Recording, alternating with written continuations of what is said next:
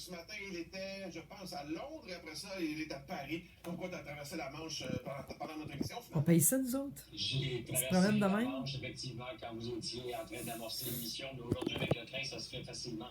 2h20 entre Londres et Paris. C'est comme entrer dans le métro, mais pour une longue balade de métro. Puis tu arrives à destination très efficacement. Et puis c'est plus confortable qu'un avion. 2 heures. Chez nous, c'est l'équivalent de faire Brossard-Montréal en REM, mais j'entends ce que tu me dis. À Londres, ce matin, donc, est-ce qu'on a parlé du roi Charles III qui est allé faire un tour aux États-Unis? Est-ce que les Anglais trouvent que c'est un succès pour le roi?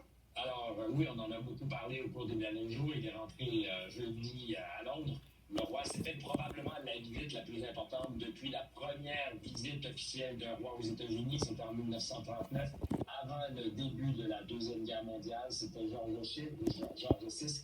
Et Hey! on venait pour Charles III. Il vient de que dire, c'était OK? probablement plus miné. Il vient de dire, la dernière visite qu'il avait faite, c'était avant le début de la Deuxième Guerre mondiale.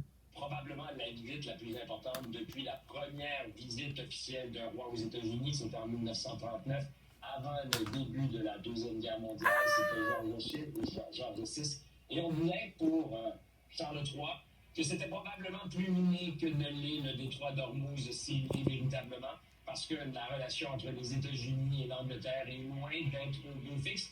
Aussi parce que le roi Charles porte comme une ombre son frère et l'affaire Epstein, et on se demandait s'il arriverait à passer entre les gouttes de pluie et à faire oublier justement cette affaire Epstein qui a beaucoup permis la réputation de la famille royale. Il y a des représentants des victimes aux États-Unis qui disaient que le roi devait prendre du temps pour en rencontrer.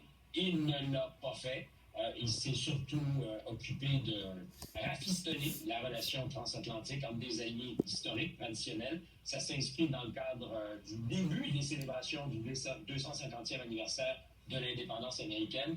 On peut dire que d'un point de vue diplomatique et politique, c'est un coup de circuit. Son discours au Congrès devant les deux chambres réunies devait durer une vingtaine de minutes. Ça a duré peut-être une demi-heure parce qu'il a été 12 fois applaudi à tout rompre des standing ovations. Et il a su recadrer les choses et peut-être rappeler à l'ordre avec beaucoup d'humour, cet humour anglais, où rien n'y paraît, mais pour autant les messages passent. Donc, rappeler à l'ordre Donald Trump, qui, au total, lui, n'est jamais sorti de ses remarques préparées, de ses textes, justement pour respecter le protocole, sachant qu'il avait en face de lui un adversaire redoutable, jusqu'à la fameuse poignée de main, vous l'avez sans doute remarqué, où il donnait l'impression de scier un bio, mais où Charles n'a rien concédé au président Trump. C'était presque un bras de fer. C'était quand même assez spectaculaire. Exact.